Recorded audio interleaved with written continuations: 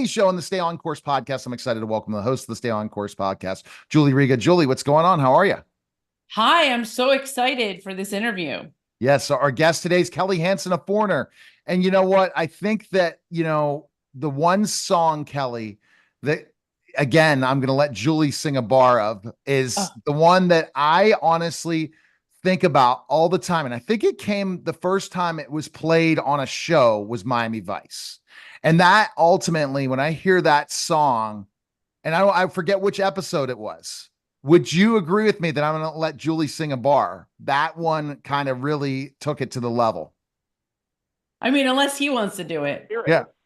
I Oh, want to know what love is. I want you to show me. All right, that's it. okay.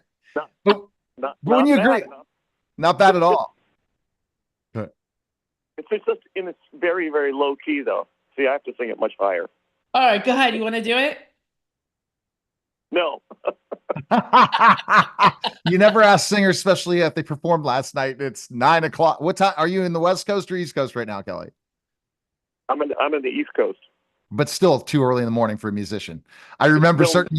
Good. something in the morning. Yeah.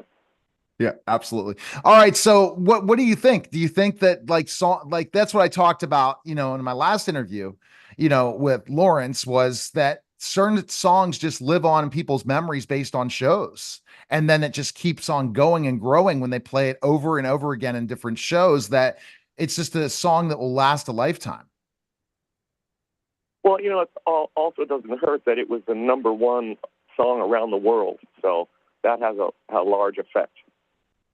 There it is. The number Absolutely. one. And you know what it is? It's like a ingrained memory. When you hear these songs that have been around for so many years, you're thinking about your childhood, you're thinking about where you were when you heard these things. And to be a part of that journey and to be at the front of that must have been an exciting journey. I don't know if there is, but we should create a term for these kind of things where a song can so vividly trigger a memory. Maybe it's like a memory worm. Okay, we'll coin that, and I have now trademarked it. And but it's amazing how a song can do that and take you right back to a certain time or a certain place. And we hear stories all the time at shows from people who tell us about wedding proposals or meeting someone or the first time you know what I mean with someone, but even also sad events and tragic events and breakups and deaths and all that. Everyone has a song associated with all those things. And as I said, the memory of is totally Miami Vice for me. Then anytime I heard the song, I just love it. And it's just one that you just continue. How about once you became the lead vocalist, how did that make you feel getting chosen to be part of that?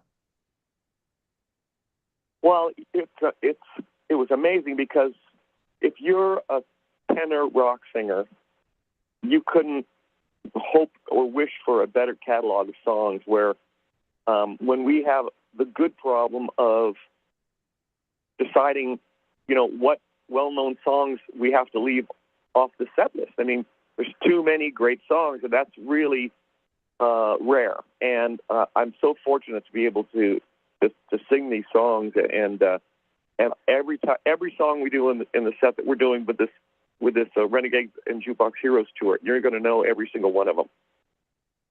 Wow. Yeah, Yeah. that we were talking about that with Lawrence earlier, and everyone definitely needs to check it out by going to Styx website and also Foreigner's website to purchase tickets.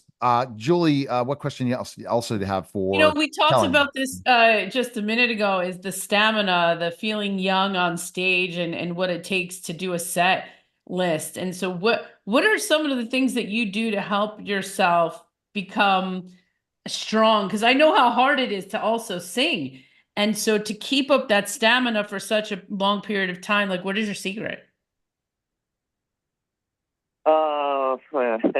Well, I mean, you have to take care of yourself.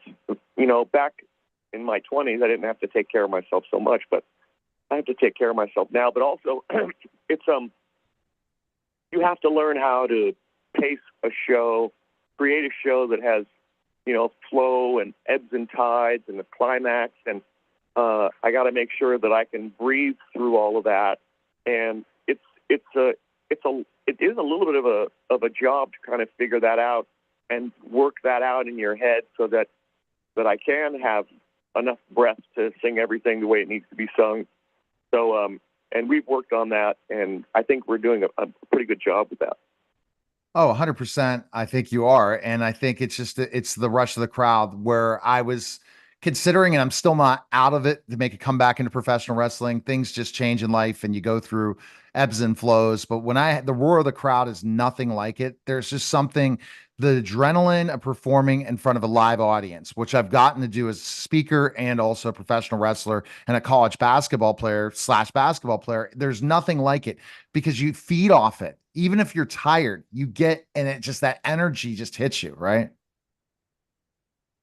Well, I just saw a clip online of Jerry Seinfeld talking about performing live, and he described it in a way that kind of connected with me. He said, when you get out there, it's kind of a fight or flight feeling, and so your thinking becomes very focused, and you're wanting to win over that crowd, and you're wanting to really make that evening an enjoyable thing for everybody. So you've got to be quick on your feet and on your mind and be ready for anything that happens on stage. And that can be kind of a addictive dopamine kind of experience. Mm. I do a lot of coaching and I coach a lot of leaders. And one of the things we talk a lot about is that moment before you do something, you put on a different hat. So I'm wondering, like, what are you telling yourself right before you get on the stage?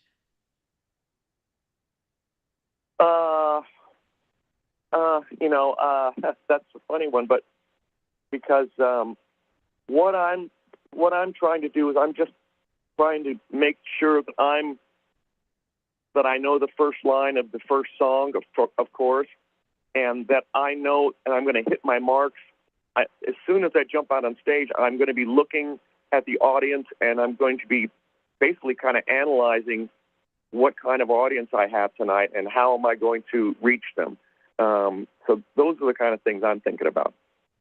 I love it. Well, we appreciate it, Kelly. Again, everyone needs to check out the tour, also the album. Appreciate it, Kelly.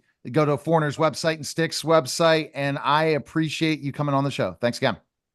Thanks, Kelly. Thanks for having me, guys. All right. That was the special simulcast of the Neil Haley Show on the Stay On Course podcast.